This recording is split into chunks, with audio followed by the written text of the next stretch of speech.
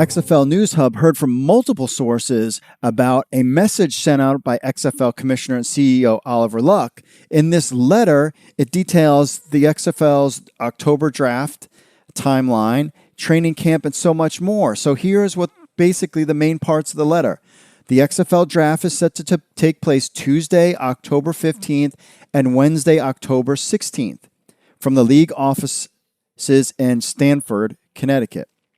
Each team will draft 70 players, which we've talked about before, during this two-day process. And no word yet on if it will be televised or if it will be online. Have not gotten no official word about this. However, we heard from multiple players who had gotten invites, who have been confirmed.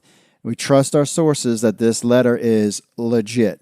We're not going to go out and say who these players are because we didn't want them to get in trouble, but this letter is pretty legit. And typically when we post something and the XFL says you got it wrong, they tell us pretty right away because they read the site. A lot of the folks in the XFL read the site.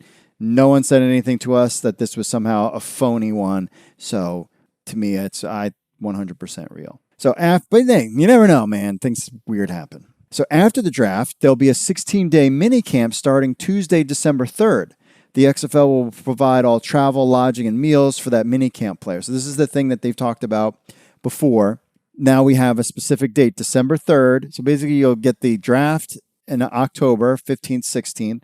Then you'll have mini camps as these players are kind of figuring out and coordinating. And then you have the Thanksgiving holiday and all that, and Halloween. Not that that really matters. Then the XFL will start their mini camps in the beginning of December. That will be a 16-day mini camp leading up to basically Christmas. Players will be paid every 2 weeks following the beginning of mini camps. That will remain as long as they are on the active roster or on injured reserve through the end of the league year, which is May 31st, 2020. So once you're signed on to an XFL roster, you're getting paid every 2 weeks from December all the way until May. So if you're making 60, 70 grand for a couple months worth of work, that's pretty good.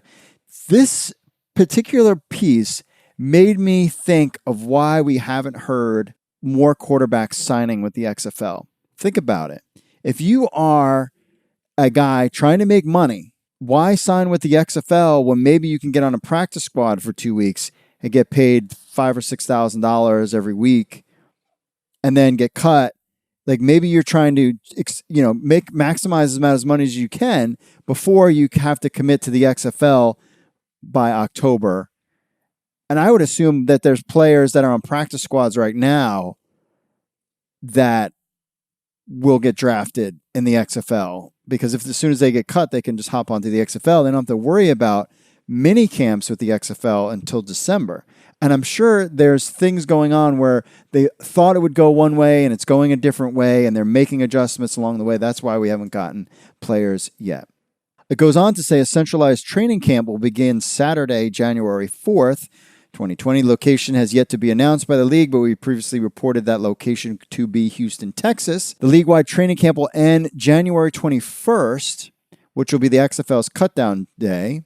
And then we're on to the beginning of the season in February. The teams will have a 52-man roster with 46 players activated on game day. There still is a Team 9 that will consist of 40 players, and we previously reported on the Team 9, you know all about that. Now, here's an interesting note.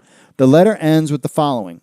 If an XFL player receives a written offer to sign with an NFL team after the conclusion of the XFL postseason, we will support that opportunity. I think that was specifically written in there because they were having issues convincing players that are on that practice squad bubble type to sign with the XFL. And I think they really wanted to make that clear because they're having trouble kind of kickstarting these things. They got Landry Jones, which was kind of their version of Bob Stoops as a coach. And then they thought that they could bring in a bunch of guys right after Landry Jones signed, just kind of like Bob Stoops was like the big coach, was like, oh, these guys are for real. Landry Jones, these guys are for real. But that kind of didn't happen. It takes some time. Oliver Luck is very patient.